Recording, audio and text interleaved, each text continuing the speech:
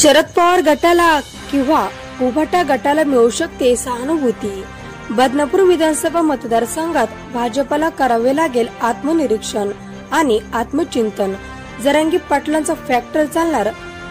सविस्तर बातमी अशी की मराठा आरक्षणामुळे लोकांमध्ये रोष असल्यामुळे व बदनापूरचे विद्यमान आमदार नारायण कुचे यांच्या विकास कामावर सध्या लोक नाराज आहे। तर दुसरीकडे लोकसभा निवडणुकीत काँग्रेस पक्षाला बदनापूरमधून 12,000ची लीड मिळाल्यामुळे भाजपला मतदारसंघात आत्मनिरीक्षण व आत्मचिंतन करावे लागेल। शरद पवार गटाला मिळू शकते सहानुभूती। लोकहक्क न्यूजने आढावा घेतला।